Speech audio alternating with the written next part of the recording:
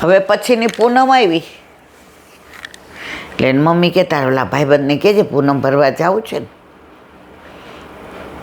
હવે એની વહુને ઘરે પગલાં કરવા બોલાવી હતી. એણે સાંભળ્યું કે હે પૂનમ ભરવા. હવે એના ઘરે તો આઠેયમની સેવા ને પ્રખર વૈષ્ણવ. એટલે હજી પહેલો દી હતો એટલે કંઈ સાસુને થોડું પૂછાય. એટલે અંદર ગયા એટલે એના વરે કીધું એ કે તારા ઘરેથી મોકલે તને દર્શન કરવા. એ કે ઓલી કે ભાઈ ખબર નહીં, મારે પૂછવું પડે. એ કે તમે પૂનમ ભરવા જાઓ છો? એ કે હું તો ભાઈબંધોને લઈને દર્શન કરવા ગયો હતો. મમ્મી એમ કહે છે કે તું પૂનમ ભરવા ગયો ને એટલે તારી સગાઈ થઈ. એ કે હવે નહીં જાવ તૂટી જશે એમ. એ કે આપણામાં તો નિત્ય નવતમ લીલા છે. આપણે જો મારા ઘરે આઠેયમની સેવા છે, અહીંયા ભલે આઠેયમની નથી પણ દૂધગર તો ધરે જ ને મમ્મી. તો આપણા ઘરે આપણા માથે વિરાજતા આપણા ઠાકોરજીને તો રોજ ભરીએ છીએ આપણે. એ કે હું આપણે રોજ નથી ભરતા, ઠાકોરજી આપણને રોજ ભરે છે. એ કે તો તમારે પૂનમ ભરવાનું ને આવું બધું હવે આપણામાં ન હોય, આ બધું મર્યાદામાં હોય. તો કે હું ક્યાં કહું છું પૂનમ ભરવા. એ કે મમ્મી હમણાં બોલ્યા. એ કે મમ્મીનો ભાવ છે. તો કે તને આવવા દે? એ કે ના મને એમ ના આવવા દે. સૌરાષ્ટ્રના ઓલા રિજિટ ગામના હોય એટલે એમનો જ આવવા દે. એની મમ્મીએ કીધું કે શું નક્કી કર્યું? એ કે મમ્મી મને એવું પૂનમ ભરવામાં રસ નથી. એ આવું ન બોલાય. હવે તારી હગાઈ થઈ ગઈ એટલે આ એક પૂનમ ભરી એમાં જો. ત્યારે એને કીધું મમ્મી નાના મોઢે મોટી વાત. વૈષ્ણવને તો જ્યારે વૈષ્ણવ ઘર મળ્યું એ તો વલ્લભની કૃપા છે. એમાં કંઈ પૂનમ ભરવાથી ન મળે. અને આપણા ઘરે કોણ બિરાજે છે? આપણે તો રોજ પૂનમ છે. આપણા ઘરે આપણા માથે બિરાજતા આપણા ઠાકોરજી અને નાથદ્વારા ઠાકોરજીમાં કંઈ ભેદ છે મમ્મી? એ કેમ નહીં પડે? એ તો એ કે એ ભગવાન તો આપણા ભગવાન નથી. એ સાક્ષાત છે તો આપણા સાક્ષાત નથી. એ આટલા મોટા છે ને આપણા શ્રીજી બાવા નાના છે. એટલે એ ભગવાન, એ સાચા ને આપણા નહીં એમ. બિચારા સાસુ હળીએ ચડી ગયા મારી જેમ. અને આણે તો પૂરો પચાવેલો હતો. 3 પેઢીથી ઠાકોરજી બિરાજતા હતા. એટલે મીઠા શબ્દોમાં કીધું, કાંઈ પહેલા દિવસે બીજું ન. આ તો હું તો મારા શબ્દોમાં કહું છું. એની સાસુ કે તું શું કહેવા માગસ? મમ્મી આપણે થોડી પૂનમ ભરવાની. આપણે તો ઠાકોરજી બ્રહ્મસંબંધ નહીં, ઠાકોરજી પધાર્યા, આપણને ભાવથી ભરપૂર ભરી દીધા છે. તો નહીં જાય એમ ને તારો વર? એ કે એ તમારો ને એનો પ્રશ્ન છે, મારો નથી. પણ આપણામાં આવું ભરવાનું હોય ને. હવે દીકરાને બોલાવીને કે પછી જો કાંઈ થશે તો. મેં તો કીધું તો 16 પૂનમ ભરશે, પણ ઠાકોરજીએ કૃપા કરી એક પૂનમમાં જ બોલ તારો મેળ પડી ગયો. હવે તું નહીં જાય તો? એ કે તે કીધું તું ભરશે. મને કોઈ પૂનમ ભરવામાં રસ નહોતો. હા, મને શ્રીજી બાબાને દર્શન કરવા ગમે છે. એટલે દીકરી કે અમે જઈએ છીએ એવું નથી. શ્રૃંગાર લાવવાનો હોય, સારા માયલું અત્તર લાવવાનું હોય, સુગંધી કે કંઈ ચાંદીના પાત્ર લાવવાના હોય તો અમે અમારા ઠાકોરજીને પધરાવીને જઈએ કે હાલો મારવાલા જે ગમે એ કહેજો.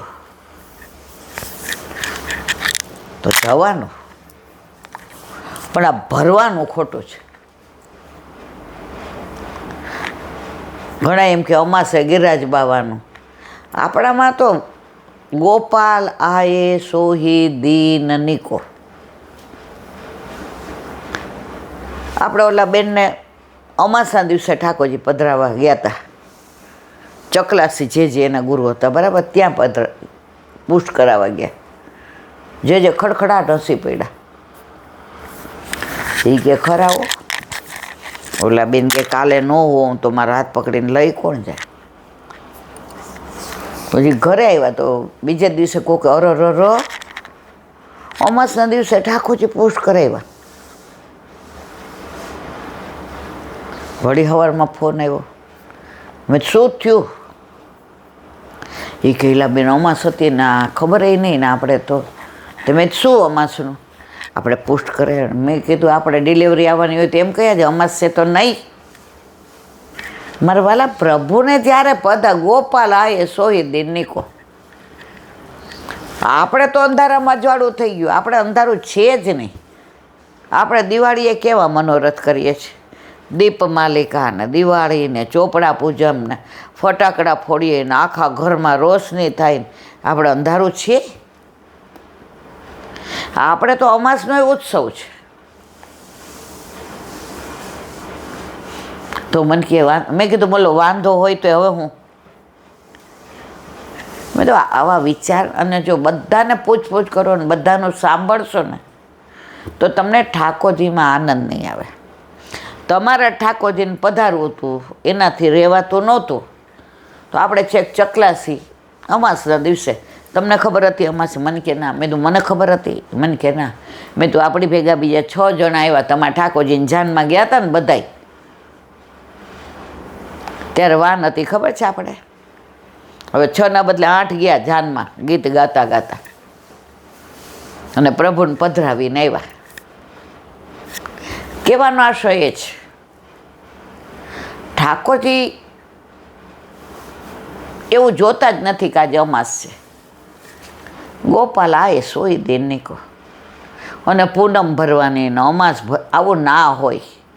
પુષ્ટિ માર્ગમાં કોઈ પણ જાતનું આમ કરવું જોઈએ ને આમ ના કરવું જોઈએ એ છે જ નહીં.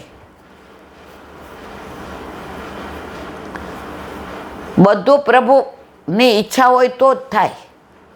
હવે એના ઘરે અમાસે પધારો હોય તમે શું કરી લ્યો? એને યાદ ન આવ્યું ને આપણને ન યાદ આવ્યું. આપણે તિથિ જ ન જોઈ, તારીખે ન જોઈ, વારે ન જોયો. બસ રાતના ઈલાબેનના ફોન કરો ને કરો જજો. માર તો કાલે મેં કીધું અઠવાડિયા પછી પધારવાના છે, જે ફોનમાં કીધું ઈલાબેન અઠવાડિયા પછી આવીશ. ના ઈલાબેન મને અત્યારે રાગ ના લે અને તમારે મારે ભેગા એટલે બાપા મારે એને પધાર્યા. હું એને હસું કે તમારા ઘરે અમાસે પધાર્યા કાંઈ તો અરે લીલા લેર છે. હવે તો ઈલાબેન એક દિવસ કોઈને ત્યાં પધરાવા નથી ગમતા. જ્યાં જાઉં ત્યાં બચકા મારા ઠાકોરજી ભેગા. જે હું અહીં ઘરે ધરતી હોઉં, નાની એવી સગડી લીધી છે ઇલેક્ટ્રિક, નાની તપેલી ને દૂધનો પાવડર, દૂધગર ને ફીકું ને બધું ભેગું લઈ જાઉં. પણ પ્રભુ વિના નથી ચાલતું. આ આપણી આસક્તિ છે. મને લોકો કેવા ઉલ્લુ બનાવે એનો તમને દાખલો આપું કાલનો. એક બેન સરસ ગાતા હતા. મેં તો વાહ તમારો અવાજ તો સરસ છે. એટલે એની હિંમત કરીને કે ઠાકોરજીના ચરણારવિંદમાં દોલ પધરાવાના ને ઈલાબેન. મેં કીધું મારા વાલા તમારા ઘરે કેટલા વખતથી ઠાકોરજી છે? મને કે મારા સાસુના વખત નહીં. અમે તમારા સાસુએ સેવા એ કે 50-60 વર્ષ એમણે કરી અને મારા સાસુને લીલામાં પહોંચી ગયા 16 કે 17 વર્ષ થયા. એટલે મેં તો 67 વર્ષ એમ. મેં કે હા. મેં તો હવે આગળ વધ્યા હશો ને સખડી? મને કે ના. મેં કીધું કેમ? કોણે પુષ્ટ કરી દીધા છે? એણે મને ઉલ્લુ બનાવી એને તમને પરાકાષ્ઠા કહું જાણે આપણે અલીગઢથી આવ્યા. મને કે મારા સાસુને હું પૂછતા જ ભૂલી ગઈ કે આપણે પુષ્ટ કરાવેલા છે કે નહીં. આ સનાતન સત્ય અહીંયા બેઠી છું આ વલ્લભ સામે જોઈને તમે માનશો ને થોડીક વાર હું એને સામું જ જોવા માંડી. તમે આટલા વર્ષ ભેગા રહ્યા, ઠાકોરજીની સેવા પહોંચો. એ કે હું પૂછતા જ ભૂલી ગઈ કે અમારે પુષ્ટ કરાવેલા છે કે નહીં. મેં તો તમારા બધાય પ્રશ્નો અસ્થાને તુલસીજીનું આન તે મેં તો સાક્ષાત પુષ્ટ કરાવો તો એને સાક્ષાત કહેવાય. આ તો ચિત્રજી છે, આને તમારે જે કરવું એ કરાય, એમાં મને કાંઈ પૂછવાની જરૂર ન.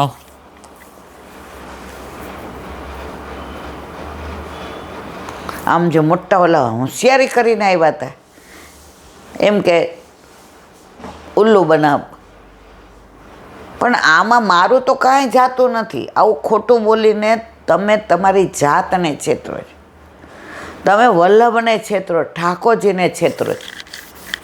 હે ભગવાન, એ જોઈને મને હસવું આવે. હે ભગવાન, એ જોઈને મને હસવું આવે. તારા બનાવેલા તુજને બનાવે.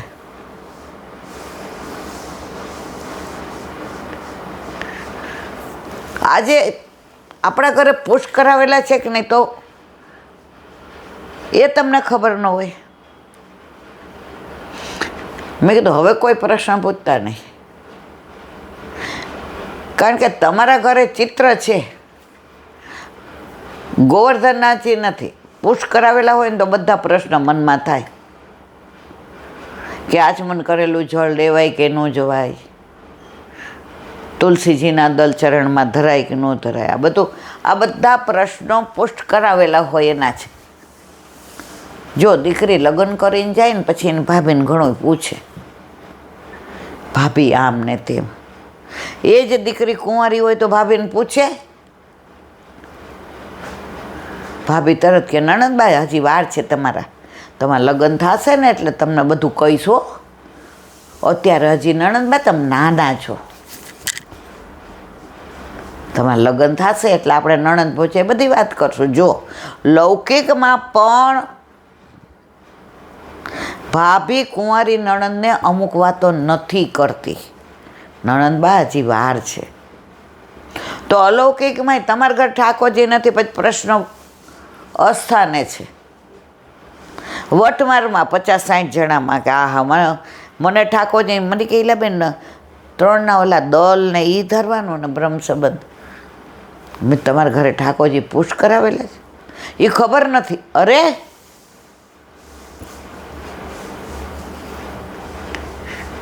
આટલી હદ સુધી આપણે આમ ખોટું બોલી શકીએ? તમારે પુષ્ટ ન કરાવેલા હોય ને તો જ તમે આવું ખોટું બોલો. કારણ કે પુષ્ટ કરાવેલા હોય તો તમારે ભેગા લઈ જવા પડે, કોકના ઘરે પધરાવવા પડે, સૂતક આવે, પીંડરું આવે, આ બધું ધ્યાન રાખવું પડે. પછી મને એક જણે કીધું એને તો બધા દેવ ભેગા છે.